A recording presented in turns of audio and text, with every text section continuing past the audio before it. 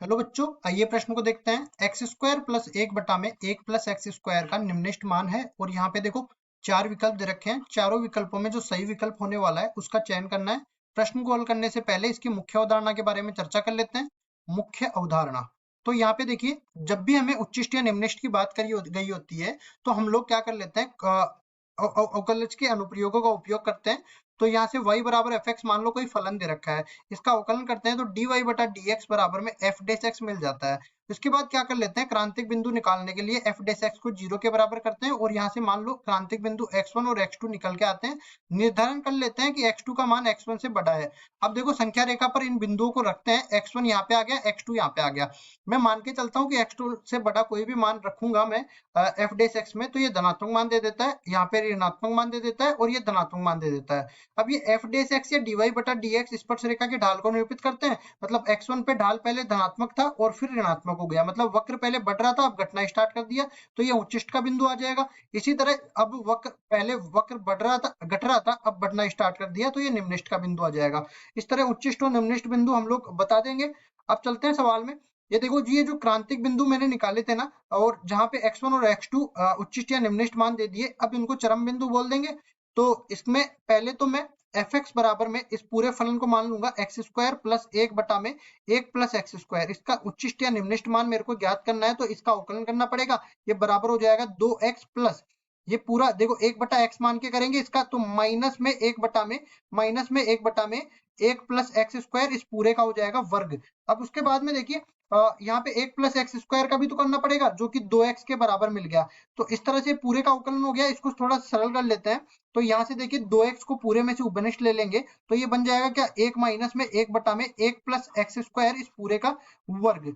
अब देखिए एफ डेस एक्स को जीरो के बराबर करेंगे, क्योंकि चरम बिंदु मेरे को निकालने हैं, तो एफ डेस एक्स को जीरो के बराबर करेंगे, तो यहाँ से मेरे को 2x गुना में एक माइनस एक बटा में एक प्लस एक्स स्क्वायर, इस पूरे का वर्ग जीरो के बराबर करना पड़ेगा। तो एक तो मेरे को मिल गया x बराबर जीरो, और दूसरा एक माइनस में एक बटा में एक प्लस एक्स स्क्वायर, इस पूरे का वर्ग जीरो के बराबर करना पड़ेगा। तो यहाँ से देखो एक बटा में एक प्लस एक्स स्क्वायर, इस पूरे का वर्ग एक के बराबर हो जाएगा। इसका उल्टा भी इसी तरह होगा, एक प्लस एक्स स्क्वायर, इस पूरे का वर्ग एक के बराबर होगा, वर्गमूल लेंगे।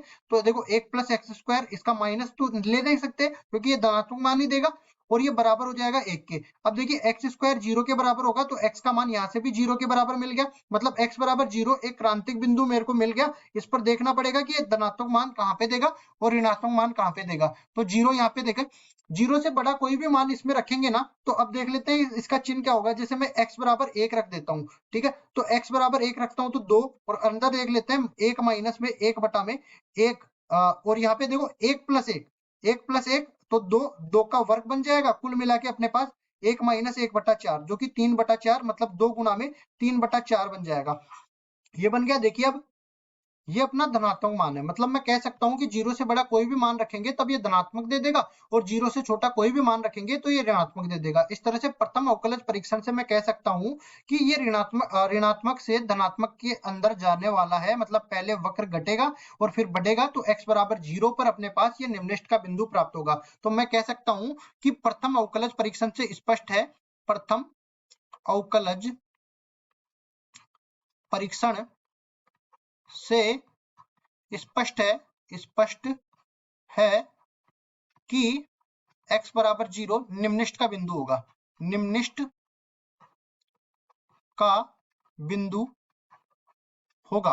और यहाँ पे देखो केवल निम्नलिखित का बिंदु हमें याद करना था, तो अब देख लेते हैं कौन से विकल्प में x बराबर जीरो दे रखा है। हमें ये बोला गया है कि इसका निम्नलिखित मान क्या होगा। निम्नलिखित का बिंदु नहीं पूछा है, तो निम्नलिखित मान भी देख लेते हैं। देखो एफ एक्स इसके बराबर है एक्स स्क्वायर प्लस एक बटा में एक प्लस एक्स स्क्वायर के बराबर है, तो एफ जीरो देख लेते हैं, ये बराबर हो जाएगा जीरो का वर्ग प्लस एक बटा में एक प्लस जीरो का वर्ग, जो कि पूरा कुल मिला के अपने पास एक के बराबर आ जाएगा। तो निम्नलिखित मान किसके बराबर आ गया, लिखेंगे निम्नलिखित मान, ये अपने को मिल गया एक के बराबर। तो देख लेते हैं कौन से विकल्प में दे रखा है।